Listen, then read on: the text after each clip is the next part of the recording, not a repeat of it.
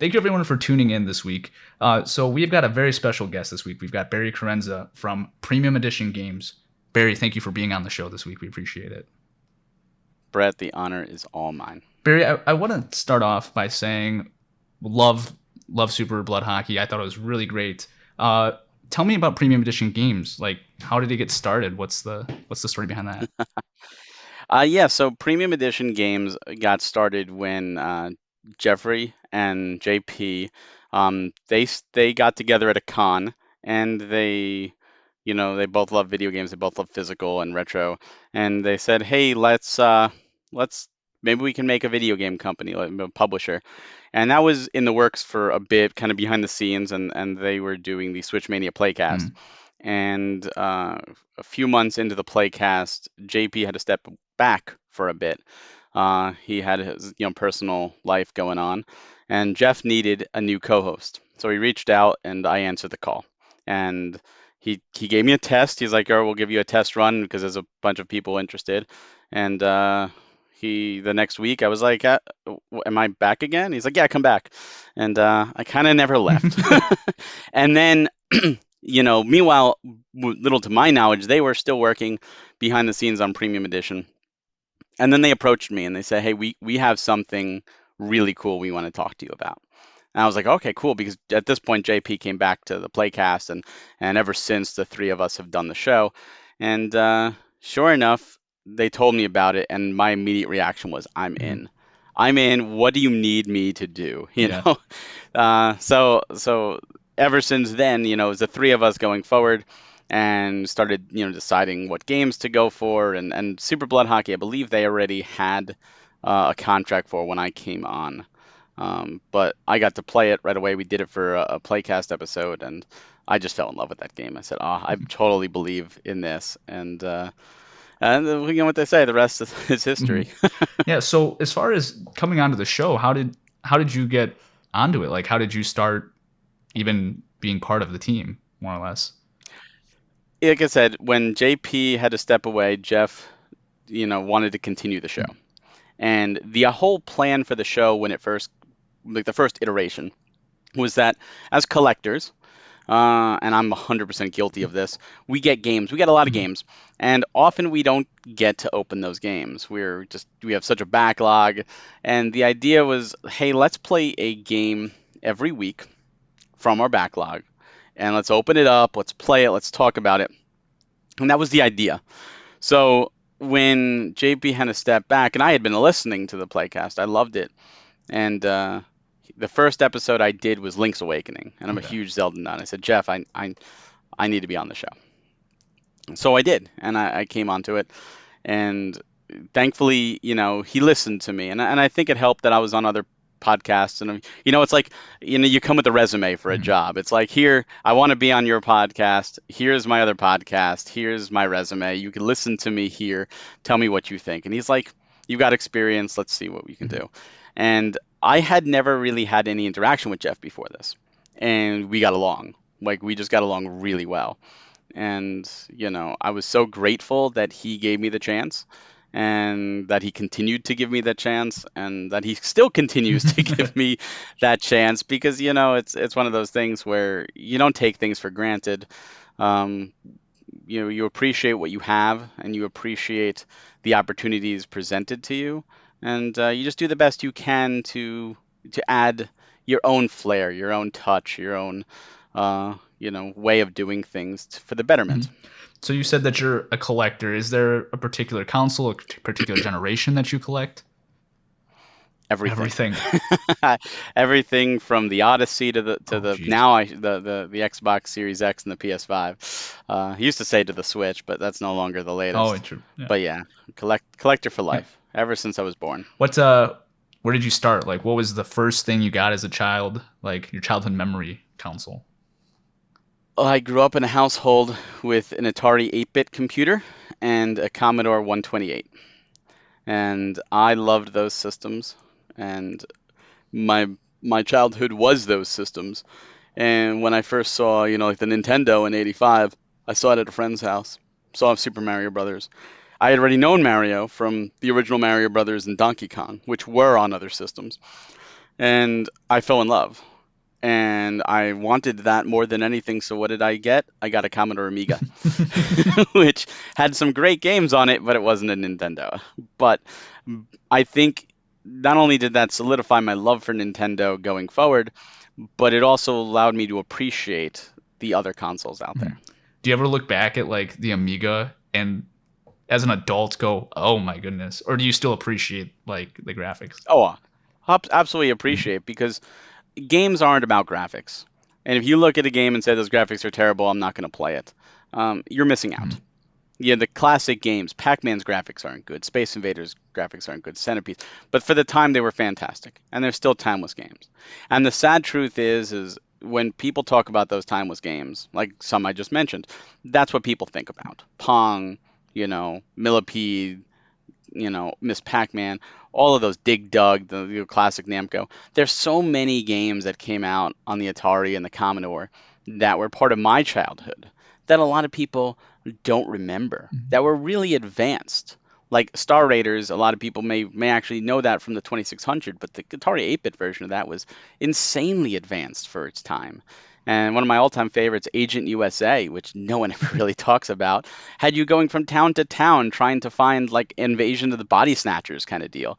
And you actually had to buy train tickets and go. Like, it was so involved and action oriented as well. And granted, the graphics were primitive, but it was so detailed and the gameplay was just there. It was, I think if you look at it and go, wow, that's not Grand Theft Auto, it doesn't look that way, but it's still a good game. And that's what we're trying to do, like a premium. We have those retro style games because they're fun. Yeah, I remember some of my earliest childhoods on the NES being my first console. I look back to it, don't care about the graphics, it's all about the gameplay. Is there any game from those old generations that you wish that they'd bring back, refranchise? Well, the two that I would absolutely love would Agent USA and Star Raiders, which are two of my absolute favorites. But I mean, there's so many. I think Miner 2049er did get, I think, maybe a Game Boy Color release. Mountain King was another stick figure game, but just great. Montezuma's Revenge, I believe that also got a Master System release. But these are just, to me, they are my childhood games, even more so than Mario and Zelda, which I also grew up with. But there was just something different about them, and I think it was because I didn't have a Nintendo that I looked at them in a different light. I appreciated them for what they were, and by today's standard, again, they're nowhere near up to snuff. But I would love to see an HD release or re-release. That'd be fantastic. Is there any advice you have for like new younger generation collectors who have no idea what some of the stuff is that you might be talking about? Because for them, they don't know what an Amiga is, but they might see it at like a garage sale or their grandparents have got one in the attic. What advice would you give to those listeners?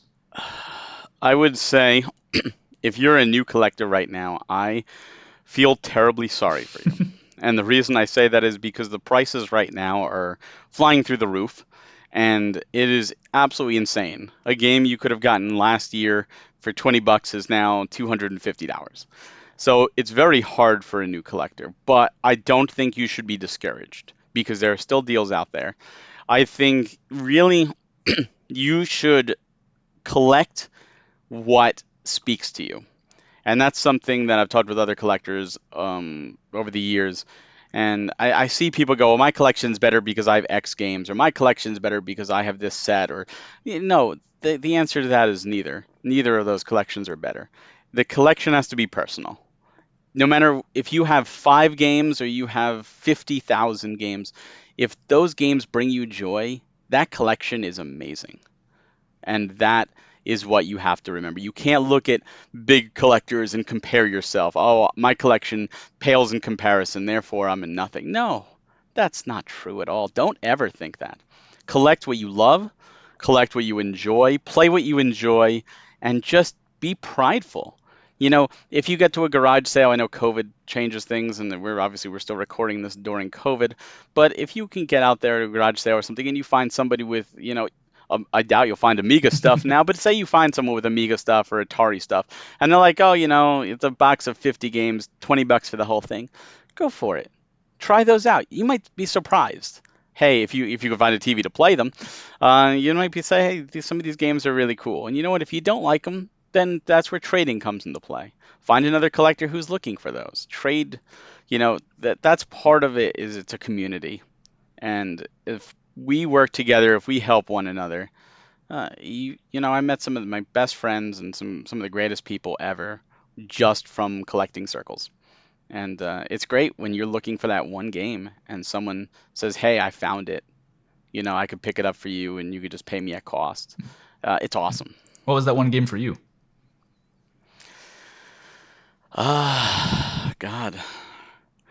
I don't necessarily think I had one particular game, but it was more a set. And that was the Sega Saturn, which was a set I was working on. And there was a very infamous trade-in at Digital Press, which is local to me. Many people may know Digital Press, have heard of it. It's a very famous video game store. And someone traded in the full set. And I was like, holy crap, there's everything I virtually need for my set. And thankfully, my wife is very understanding and supportive. And I was able to, I got that tip, and I went down there and I got a lot of the stuff I needed from Wow, there. that's awesome. The As far as collections now, there's so many companies that are pushing digital collections in Hmm. digital space for like these games that now take gigabytes and gigabytes of information. How do you feel that that is affecting the gaming community now? Because obviously you guys are releasing physical copies of digital games. It's a double-edged sword. The problem nowadays is like if you get an NES game or a Super Nintendo game or whatever, N64, Genesis, you put that cartridge in, you're playing the game. That is the game. Now you get a disc, you get a card, you might have a day one patch or an update or DLC. You're not always getting the full game. And during the 360 PS3 era, a lot of times games were re-released as Game of the Year editions, which actually contained all the data on the disc up until that point. So you actually got like the DLC on disc. Nowadays they're cheaper, where you get the same disc with a voucher for the DLC. It definitely makes it harder. As a collector, there's plenty of games. I think immediately of the 2K games on the Switch, where you have to download virtually the whole thing, even with the physical card. I hate that. I hate that as a collector. And that is something that with premium we're doing our best to tackle as a small company. But we don't want to print any game on card unless we get the A-OK from the developer that it's complete, which is why some of the games we've even announced haven't come out yet, because we want to make sure that when our customers purchase those games, they open it up and they pop it in, they are getting the complete game, or at least as complete as we can get due to what the developer tells us. That's awesome. Actually, I didn't actually think about that when I put in Super Blood Hockey that there was virtually no download for it. I didn't even think about that. Yep. I know that there's updates pushed to something like Steam. And as far as talking with the developers and talking with Nintendo, what is the process for people on the outside? We have no idea. We think it's like this black curtain, guys in suits come to your house. It, I've only been dealing with that a little bit.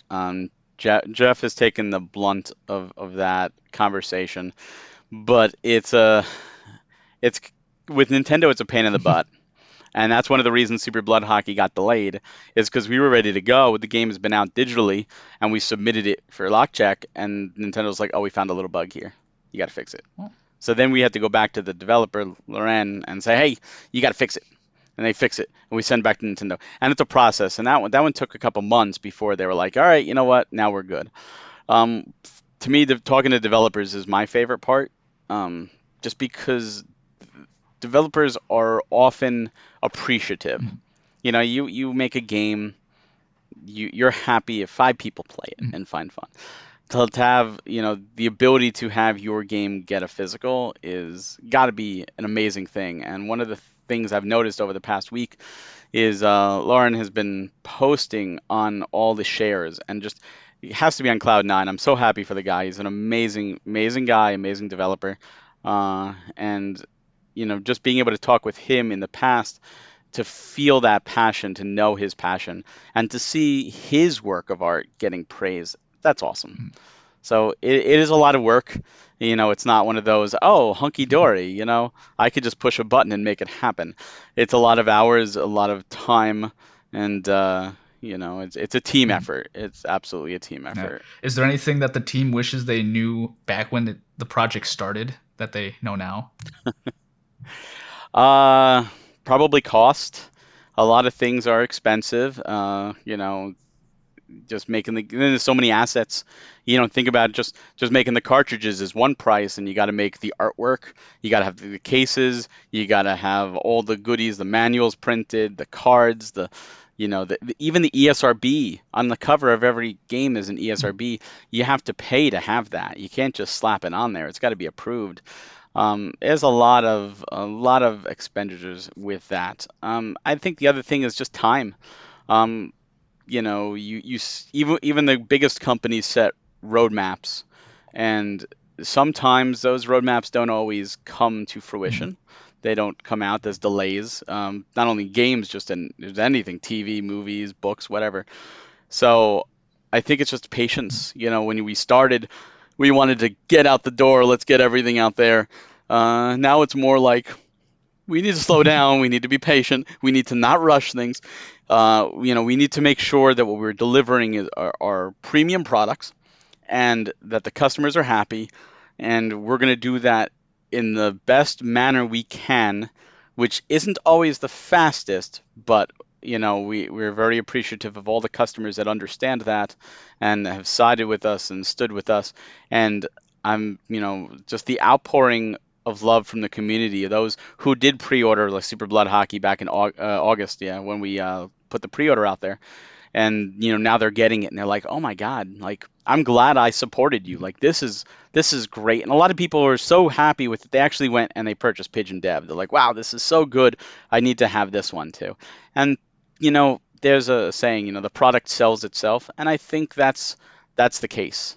I think not only is the game fantastic, but the package you're getting is absolutely fantastic too, and it does sell itself. And I just can't wait for people to see the retro and the deluxe when they come in, because I think people are going to be blown away. Yeah, I absolutely loved it. I saw it right away. I was laying in bed and I'm like, and I like instantly ordered it. And I got to admit, it was well worth the wait. I did wait almost a year for it, and I just kept up with the updates that you guys had, and I loved the transparency that the company had.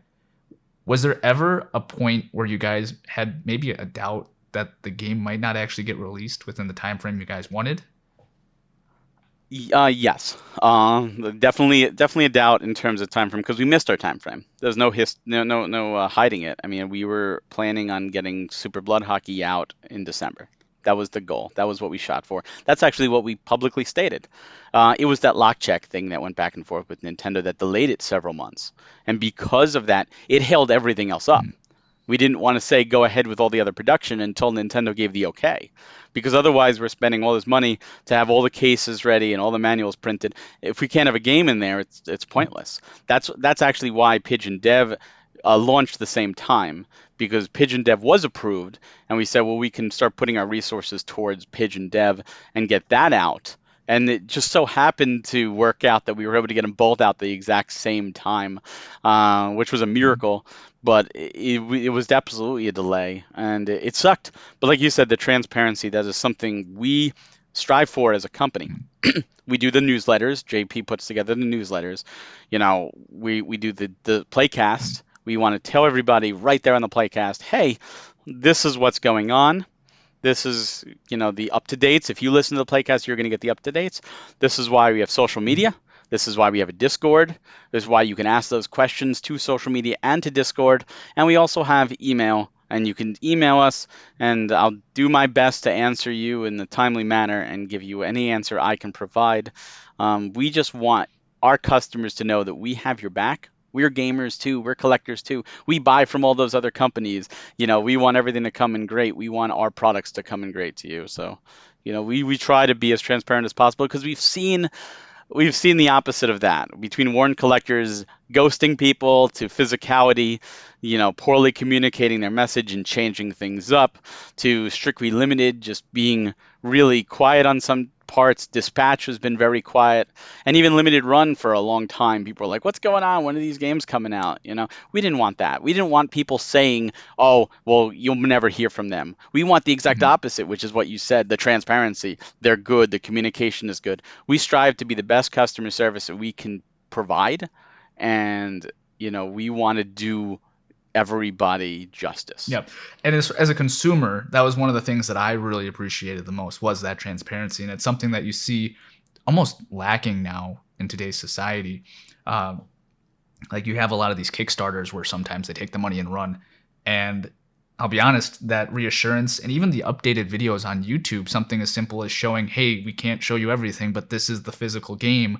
Small stuff like that really spoke to me as a consumer, and I think spoke to everybody. And that's why I reached out to you guys because I really, really like what you guys did. And this is your first release, am I not correct? Yes, Super Blood Hockey is our first release, and Pigeon Dev is two.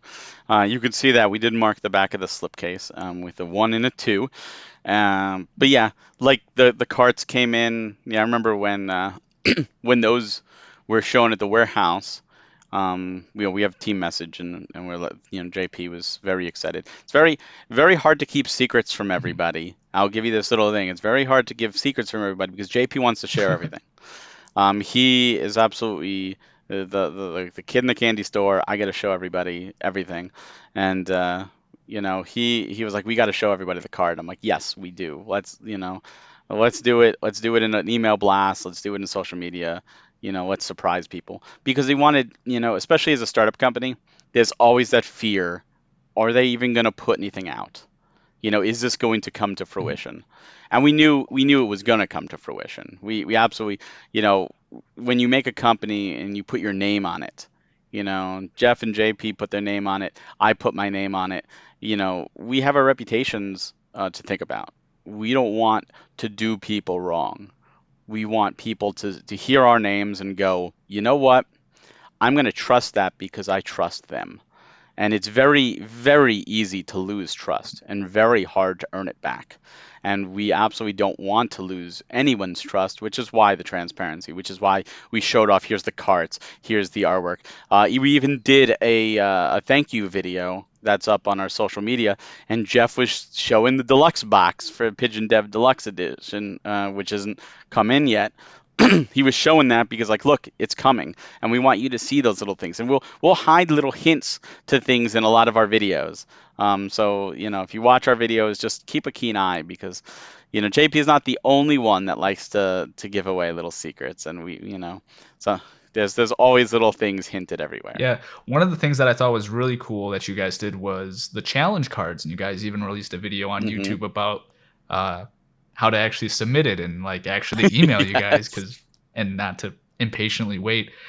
Stuff like that. Where did that strategy come for distributing, the game and marketing?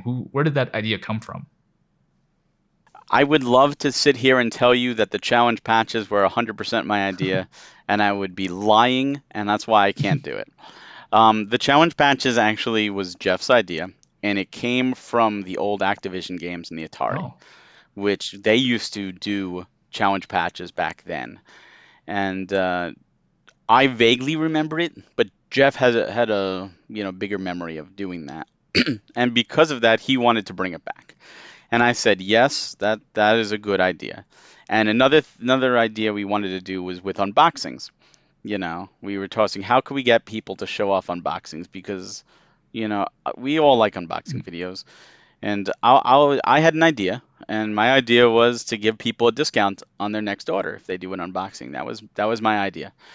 Uh, I don't know if that idea will ever come to fruition, but Jeff came up with a brand new idea with a logo patch. mm, So if you unbox our game and you take a video of it and you share it in social media and you send us an email, and that is super important. Send us an email with here's where I shared it and your order number info and all that stuff.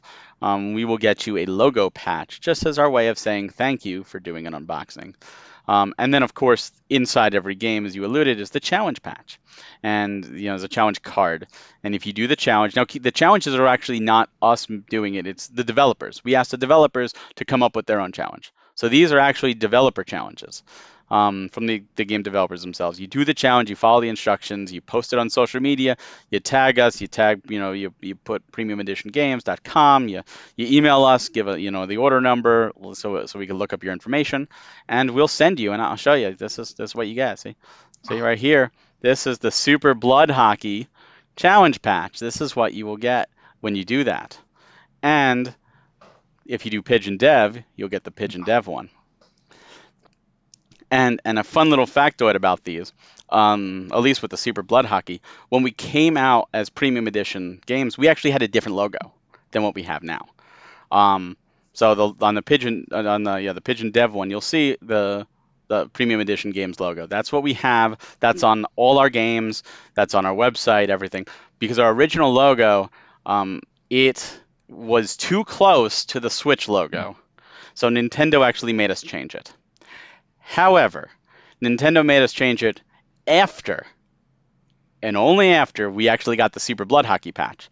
So in the top corner of the Super Blood Hockey patch is our original logo that we could not use anymore, and that is the only thing that we have with our old logo. So if you get this patch, you are actually getting something with our original logo that you won't get anywhere else. I'm still waiting for mine in the mail, but I'm not waiting impatiently.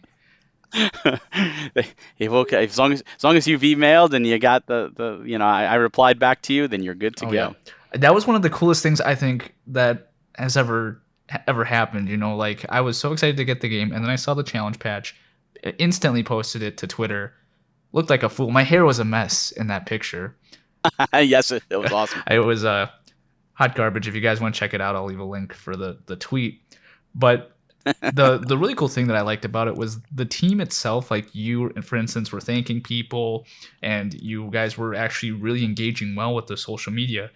It as far as being a smaller team, that must make it a lot easier to interact with your audience. But does it offer any difficulties being a smaller team? There's always difficulties with a smaller team. Mainly, there's more to do, and that's why you asked me like roles. Like a lot of the roles are blurred because a lot of us do like we wear many hats. We each have areas that we focus on, but if we only focus on those areas, it gets overwhelming. So because we're a team, we support one another. If I get overrun with emails, I'll ask someone else to step in to help me out. If we're doing calls with developers and with partners, and a lot sometimes it won't be just one of us. Sometimes two or even three of us will get in the call. This way, we're all on the same page, and it's really that's the best part about being on a small team is that Mhm. closeness. We have a few members in our team. We and while they each have their specialty, there's just a lot of great ideas.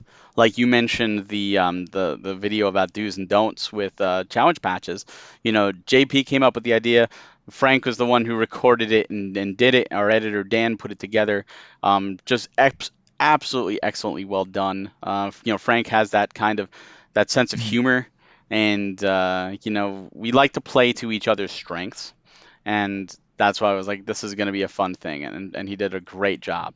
We've got Erica. Erica does a lot of the designs, the steel books you've seen, some of the cover arts you've seen. She is amazing, and to be able to put that talent to use.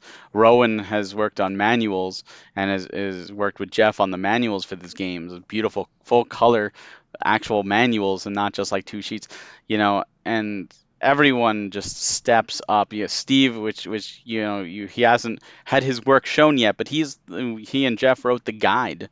You're getting a beautiful guide that's coming with the deluxe, and it's a team effort. Everybody who is part of it does what they do out of love. Like we all believe in premium edition, we believe in the message, we believe in getting people the best quality product that we can get out there, and we're all doing our part to make that happen, from actually designing or putting out the product to customer service to getting fun videos out or interacting on social media because, you know, a lot of times the Twitter is usually like JP and sometimes it's Frank on the official Twitter, but like if I see it on my personal, I'll chime in, and if Jeff sees it, he'll chime in, etc. And we just try to all engage and congratulate. You know, it's just we're happy for people. We're happy that you're getting this patch. We want people to wear this with pride because, or you know, some people will put it in their case, fine, they'll keep it as a complete version. But other people, we hope they put it on their shirts and they wear it around because you know what, you earned it. The developer tasked you with a challenge. You accomplished that challenge. Have pride in it. You did it, and I'll tell you, there's been a lot of people, more than we expected, have completed the challenges. And there's more every day. In fact, even after this, I've got a bunch of emails to go through, just to answer people and to get their challenges acknowledged. We love it. We absolutely love it because people are having fun. That's what video games are about. Exactly. Just make sure you allocate one to me. Just make sure I get mine. That's all I ask. Yours is already secured. Perfect. We're gonna be having a shipment out soon. We're getting some. There's something else, as a little extra thing we're throwing in there too. So we're waiting for that to come in, and then we're going to be sending it out. You heard it here first, ladies and gentlemen. Is there, after this release and the patches are all sent out, I see that right now it's still coming soon. Robot Fighter. I always forget what the order of the word is. Robot Name Fight. That's what it is. Is there any release date? Is there anything you can tease here? It says coming soon. Okay, well. One of the reasons we had to wait on Robot Named Fight is something I talked about beforehand, where the developer still had stuff to add to the game, and we could have done Robot Named Fight first, and you would have had a card, and then you would have had an update, and then you would have had to maybe pay for the DLC. I don't know if it's paid or if it's free, but we didn't want that. We wanted you to have the complete, so we had to put it into what we were calling Series 2. You know, this is Series 1, we're putting in Series 2. It is coming soon.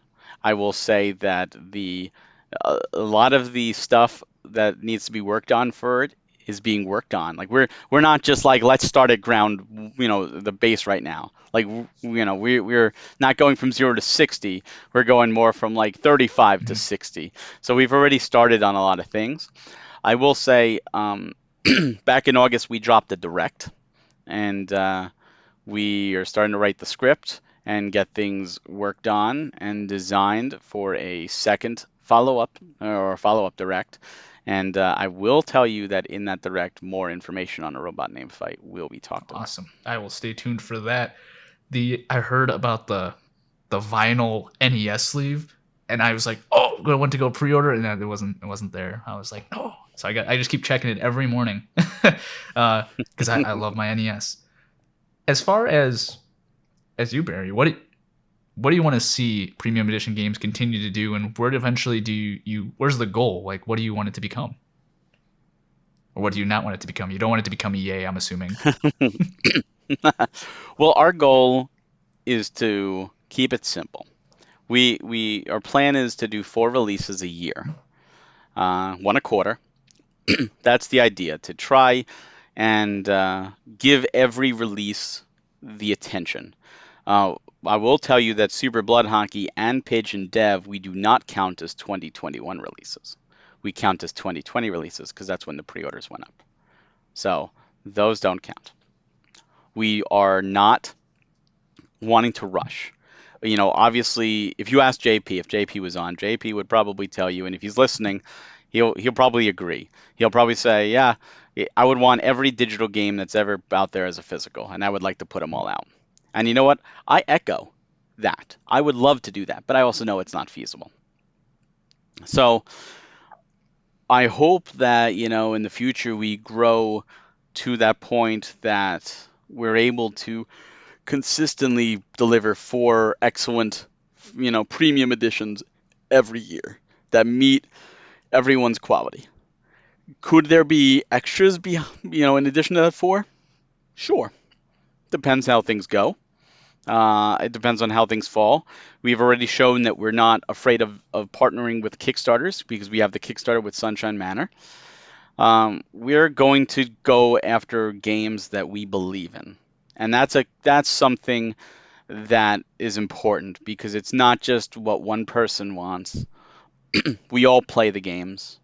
We all talk about the games before we sign any contract.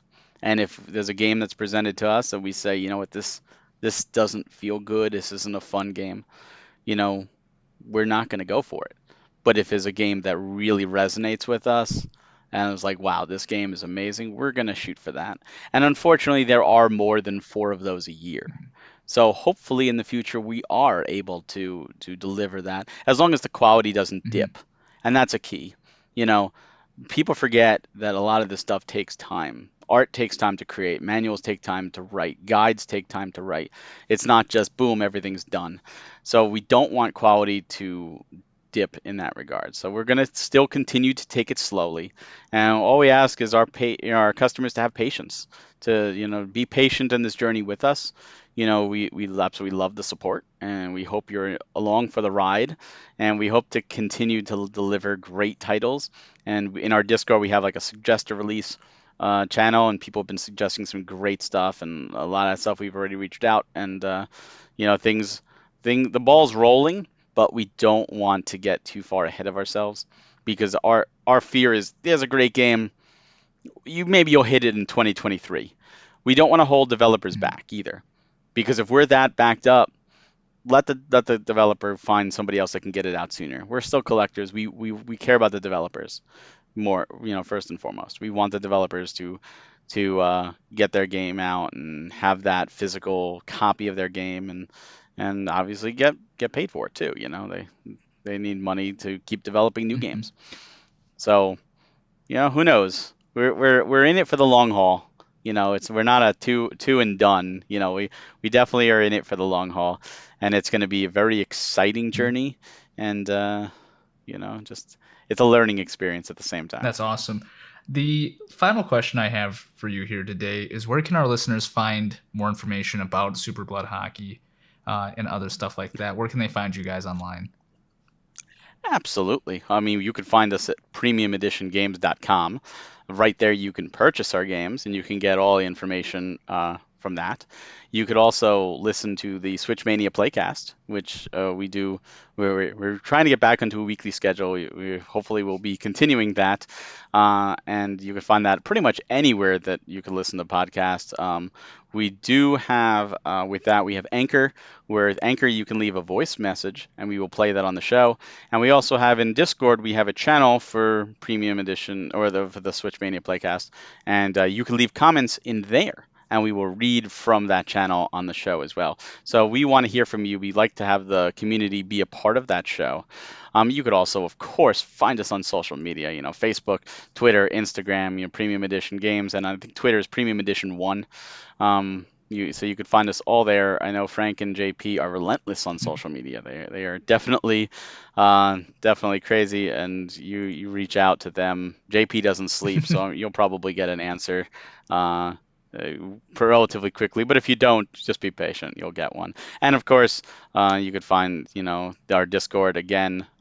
You should definitely join there. You could talk directly, get some fast responses, and talk with the other members of our community because we do have a growing community in Discord. And of course, if you ever need to email us, support at Where premiumeditiongames.com. can they find you in particular, Barry?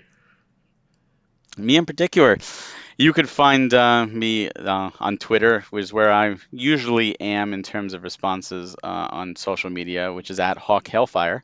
You could also find me on the Discord, the Premium Edition Discord, and on Facebook and YouTube. You could actually find me at another company I work for, Nintendo Fuse. And you can actually see more of me there on YouTube as well. Awesome. Thank you so much for your time, Barry, and we really appreciate you on the show today. The honor, like I said, is all mine. Thank you for having me here. It's been a pleasure, and hopefully this is the first of many Mhm. times we have a Yeah, for talk. sure. Definitely. I look forward to this connection that we've made, and hopefully we can work again in the future. But anyways, thank you so much, ladies Absolutely. and gentlemen, for tuning in today, and we will see you guys in the next episode. Stay safe.